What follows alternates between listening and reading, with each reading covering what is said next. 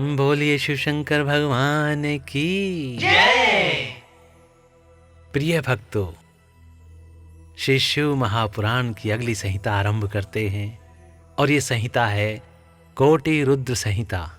और इसकी पहली कथा है वो है 12 ज्योतिर्लिंगों तथा उनके उपलिंगों का वर्णन एवं उनके दर्शन पूजन की महिमा। तो आइए भक्तों, आरंभ करते हैं श्री शिव महापुराण के कोटि रुद्र संहिता की पहली कथा और पहला अध्याय। यो धत्ते निजमाययेव भुवनाकारं विकारोज्झितो यस्याहु करुणाकटाक्ष विभुवो स्वर्गापवर्गाभिधो प्रत्यग्यबोधसुखाद्वयं हृदि सदा पश्यन्ति यं योगिनः इस्तस्मै शैलसुताञ्चितार्ध्वपुषे शश्वन्नमस्तेजसे। अर्थात जो निर्विकार होते हुए भी अपनी माया से ही विराट विश्व का आकार धारण कर लेते हैं, स्वर्ग और अपवर्ग मोक्ष जिनकी कृपा कटाक्ष के ही वैभव बताए जाते हैं, तथा योगी जन जिन्हें सदा अपने हृदय के भीतर अद्वितीय आत्मज्ञानानंद स्वरूप में ही देखते हैं, उन तेजोमय भगवान शंकर को, जिनका आधा शरीर शैल राजकुमारी पार्वती से सुशोभित है, निरंतर मेरा नमस्कार है। कृपाल लितवीक्षणम् स्मितमोग्यवक्त्राम्बुजम् शशाङ्ककलयोज्ज्वलं शमितघोरतापत्रयम् करोतु किमपि स्फुरत् परमसौख्यसच्चिद्विपु हृधराधरसुताभुजोद्वलयितं महोमंगलम्। अर्थात जिसकी कृपा पूर्ण चितवन बड़ी ही सुंदर है, जिसका मुखारविंद मंद मुस्कान की छटा से अत्यंत मनोहर दिखाई देता है, जो चंद्रमा की कला से परम उज्ज्वल है, जो आध्यात्मिक आदि तीनों तापों को शांत कर देने में समर्थ है, जिसका स्वरूप सच्चिन्मय एवं परमानंद रूप से प्रकाशित होता है, तथा जो गिरिराज नंदिनी पार्वती के भुजपाश से आवेष्टित है, वह शिव नामक कोई अनिर्वचनीय तेजः पुंज सबका मंगल करे। ऋषि बोले, सूत जी, आपने संपूर्ण लोगों के हित की कामना से नाना प्रकार के आख्यानों से युक्त जो शिवावतार का महात्म्य बताया है, वह बहुत ही उत्तम है। हे तात, आप पुनः शिव के परम उत्तम महात्म्य का तथा शिवलिंग की महिमा का प्रसन्नता पूर्वक वर्णन कीजिए। आप शिव भक्तों में श्रेष्ठ हैं, अतः धन्य हैं प्रभु। आपके मुखारविंद से निकले हुए भगवान शिव के सुरम यश रूपी अमृत का आपने कर्मपुटों द्वारा पान करके हम तृप्त हो रहे हैं, अतः फिर उसी का वर्णन कीजिए।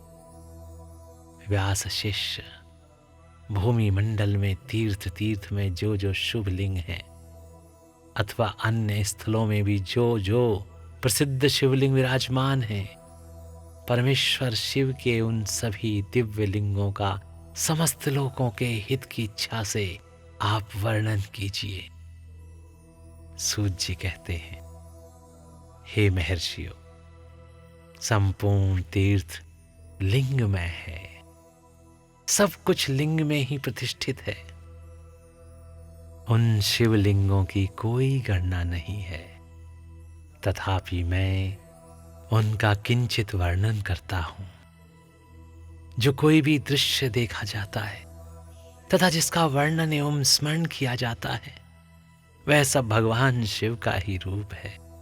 कोई भी वस्तु शिव के स्वरूप से भिन्न नहीं। साधु शिरोमणियों, भगवान शंभु ने सब लोगों पर अनुग्रह करने के लिए ही देवता, असुर और मनुष्यों सहित तीनों लोकों को लिंग रूप से व्याप्त कर रखा है। समस्त लोकों पर कृपा करने के उद्देश्य से ही भगवान महेश्वर तीर्थ तीर्थ में और अन्य स्थलों में भी नाना प्रकार के लिंग धारण करते हैं। जहां जहां जब जब भक्तों ने भक्ति पूर्वक भगवान शंभु का स्मरण किया, तहां तहां तब तब अवतार ले कार्य करके वे स्थित हो गए। लोगों का उपकार करने के लिए उन्होंने स्वयं अपने स्वरूप भूत लिंग की कल्पना की। उस लिंग की पूजा करके शिव भक्त पुरुष अवश्य सिद्धि प्राप्त कर लेता है। हे ब्राह्मणों, भूमंडल में जो लिंग है उनकी गणना नहीं हो सकती, तथापि मैं प्रधान प्रधान शिवलिंगों का परिचय देता हूं। मुनि श्रेष्ठ सौनक, इस भूतल पर जो मुख्य मुख्य ज्योतिर्लिंग हैं उनका आज मैं वर्णन करता हूं। उनका नाम सुनने मात्र से पाप दूर हो जाते हैं। सौराष्ट्र में सोमनाथ, श्री सोमनाथ का दर्शन करने के लिए काठियावाड़ प्रदेश के अंतर्गत प्रभास क्षेत्र में जाना चाहिए। श्री शैल पर मल्लिकार्जुन, श्री मल्लिकार्जुन नामक ज्योतिर्लिंग जिस पर्वत पर विराजमान है उसका नाम श्री शैल या श्री पर्वत है। वह स्थान मद्रास प्रांत के कृष्णा जिले में कृष्णा नदी के तट पर है। इसे दक्षिण का कैलाश कहते हैं। उज्जैनी में महाकाल या महाकालेश्वर, मालवा प्रदेश में क्षिप्रा नदी के तट पर उज्जैन नामक नगरी में विराजमान है। उज्जैन को अवंतिकापुरी भी कहते हैं। ओमकार तीर्थ में परमेश्वर, इस शिवलिंग को ओमकारेश्वर भी कहते हैं। ओमकारेश्वर का स्थान मालवा प्रांत में नर्मदा नदी के तट पर है। उज्जैनी से खंडवा जाने वाली रेलवे की छोटी लाइन पर मोरटक्का नामक स्टेशन है। वहां से यह स्थान 7 मील दूर है। यहाँ ओमकारेश्वर और अमलेश्वर नामक 2 पृथक पृथक लिंग हैं, परंतु दोनों एक ही ज्योतिर्लिंग के 2 स्वरूप माने गए हैं। हिमालय के शिखर पर केदार, श्री केदारनाथ या केदारेश्वर हिमालय के केदार नामक शिखर पर स्थित है। शिखर से पूर्व की ओर अलकनंदा के तट पर श्री बद्रीनाथ अवस्थित हैं और पश्चिम में मंदाकिनी के किनारे श्री केदारनाथ विराजमान हैं। यह स्थान हरिद्वार से 150 मील और ऋषिकेश से 132 मील दूर है। डाकनी में भीमशंकर, श्री भीमशंकर का स्थान मुंबई से पूर्व और पूना से उत्तर भीमा नदी के किनारे उसके उद्गम स्थान सह्य पर्वत पर है। यह स्थान लारी के रास्ते से जाने पर नासिक से लगभग 120 मील दूर है। सह्य पर्वत के उस शिखर का नाम, जहां इस ज्योतिर्लिंग का प्राचीन मंदिर है, डाकनी है। इससे अनुमान होता है कि कभी यहाँ डाकनी और भूतों का निवास था। शिव पुराण की एक कथा के आधार पर भीमशंकर ज्योतिर्लिंग आसाम के कामरूप जिले में गुवाहाटी के पास ब्रह्मपुत्र पहाड़ी पर स्थित बताया जाता है। कुछ लोग कहते हैं कि नैनीताल जिले के उज्जनक नामक स्थान में एक विशाल शिव मंदिर है, वही भीमशंकर का स्थान है। वाराणसी में विश्वनाथ, काशी के श्री विश्वनाथ जी तो प्रसिद्ध ही हैं। गोदावरी के तट पर त्र्यंबक, यह ज्योतिर्लिंग त्र्यंबक या त्र्यंबकेश्वर के नाम से प्रसिद्ध है। मुंबई प्रांत के नासिक जिले में नासिक पंचवटी से 18 मील दूर गोदावरी के उद्गम स्थान ब्रह्मगिरी के निकट गोदावरी के तट पर ही इसकी स्थिति है। चिताभूमि में वैद्यनाथ, यह स्थान संथाल परगने में EI रेलवे के जसीडीह स्टेशन के पास वैद्यनाथ धाम के नाम से प्रसिद्ध है। पुराणों के अनुसार यही चिताभूमि है। कहीं कहीं परल्याम वैद्यनाथम च ऐसा पाठ मिलता है। इसके अनुसार परली में वैद्यनाथ की स्थिति है। दक्षिण हैदराबाद नगर से इधर परभनी नामक एक जंक्शन है, वहाँ से परली तक एक ब्रांच लाइन गई है। इस परली स्टेशन से थोड़ी दूरी पर परली गांव के निकट श्री वैद्यनाथ नामक ज्योतिर्लिंग है। दारुकावन में नागेश नामक ज्योतिर्लिंग का स्थान बड़ौदा राज्य के अंतर्गत गोमती द्वारका से ईशान कोण में 12-13 मील की दूरी पर है। द्वारका वन इसी का नाम है। कोई कोई दारुका वन के स्थान में द्वारका वन पाठ मानते हैं। इस पाठ के अनुसार भी यही स्थान सिद्ध होता है, क्योंकि वह द्वारका के निकट और उस क्षेत्र के अंतर्गत है। कोई कोई दक्षिण हैदराबाद के अंतर्गत औढ़ा ग्राम में स्थित शिवलिंग को भी नागेश्वर ज्योतिर्लिंग मानते हैं। कुछ लोगों के मत से अल्मोड़ा से 17 मील उत्तर पूर्व में स्थित योगेश जागेश्वर शिवलिंग ही नागेश ज्योतिर्लिंग है। सेतबंधु में रामेश्वर, श्री रामेश्वर तीर्थ को ही सेतबंध तीर्थ भी कहते हैं। यह स्थान मद्रास प्रांत के रामनाथम या रामनद जिले में है। यहाँ समुद्र के तट पर रामेश्वर का विशाल मंदिर शोभा पाता है तथा शिवालय में घुश्मेश्वर, श्री घुश्मेश्वर को घुश्रीनेश्वर या घृष्णेश्वर भी कहते हैं। इनका स्थान हैदराबाद राज्य के अंतर्गत दौलताबाद स्टेशन से 12 मील दूर बेरुल गांव के पास है। इस स्थान को ही शिवालय कहते हैं। भक्तों, घुश्मेश्वर का स्थान स्मरण करें।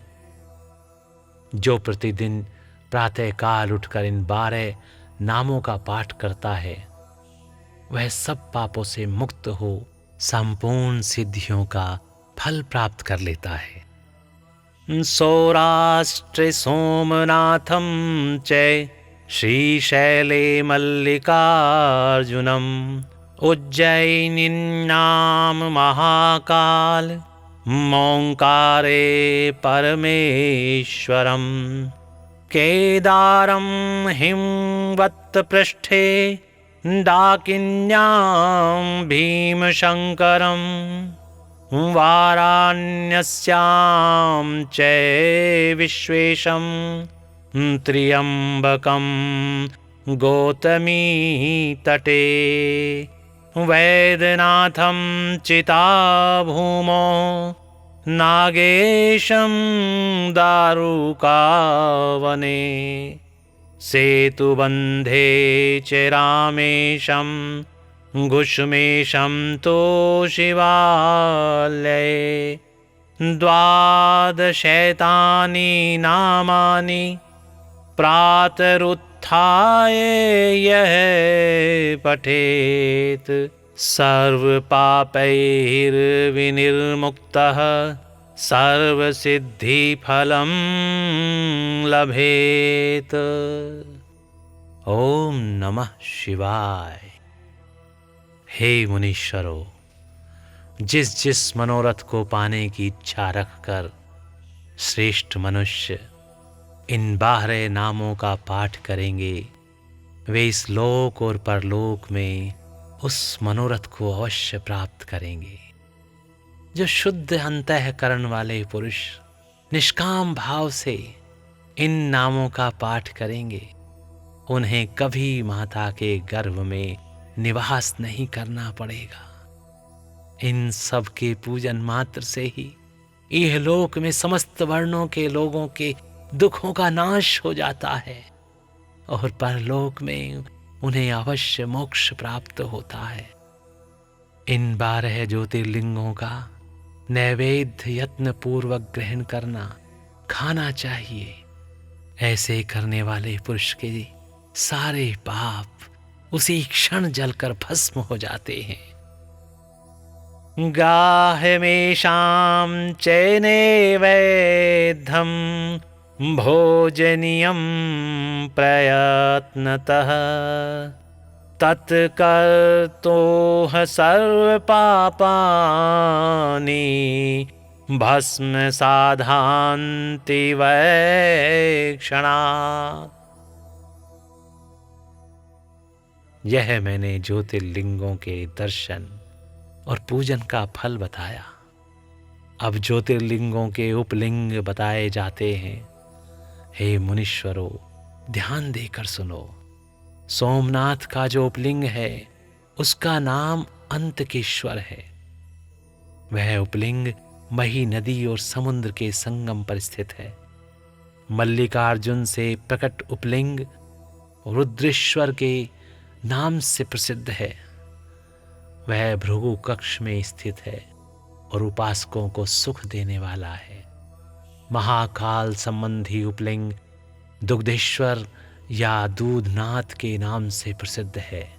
वह नर्मदा के तट पर है तथा समस्त पापों का निवारण करने वाला कहा गया है। ओमकारेश्वर संबंधित उपलिंग कर्दमेश्वर के नाम से प्रसिद्ध है। वह बिंदु सरोवर के तट पर है और उपासक को संपूर्ण मनोवांछित फल प्रदान करता है। कादेश्वर संबंधी उपलिंग भूतेश्वर के नाम से प्रसिद्ध है और यमुना तट पर स्थित है। जो लोग उसका दर्शन और पूजन करते हैं, उनके बड़े से बड़े पापों का वह निवारण करने वाला बताया गया है। भीम शंकर संबंधी उपलिंग भीमेश्वर के नाम से प्रसिद्ध है। वह भी सह पर्वत पर ही स्थित है और महान बल की वृद्धि करने वाला है। नागेश्वर संबंधी उपलिंग का नाम भी भूतेश्वर ही है। वह मल्लिका सरस्वती के तट पर स्थित है और दर्शन करने मात्र से सब पापों को हर लेता है। रामेश्वर से प्रकट हुए उपलिंग को गुप्तेश्वर और घुष्मेश्वर से प्रकट हुए उपलिंग को व्याघेश्वर कहा गया है। हे ब्राह्मणों, इस प्रकार यहाँ मैंने ज्योतिर्लिंगों के उपलिंगों का परिचय दिया। ये दर्शन मात्र से पापहारी तथा संपूर्ण अभिष्ट के दाता होते हैं। मुनिवरों, ये मुख्यता को प्राप्त हुए प्रधान प्रधान शिवलिंग बताए गए। अब अन्य प्रमुख शिवलिंगों का वर्णन सुनो। बोलिए शिव शंकर भगवान की जय। प्रिय भक्तों, इस प्रकार यहाँ पर श्री शिव महापुराण के कोटि रुद्र संहिता की ये कथा और प्रथम अध्याय समाप्त होता है। तो प्रेम से बोलिए, बोलिए शिव शंकर भगवान की जय। स्नेह के साथ भगवान शिव को अपने हृदय में बसाकर बोलिए, ओम नमः शिवाय, ओम नमः शिवाय, ओम नमः शिवाय।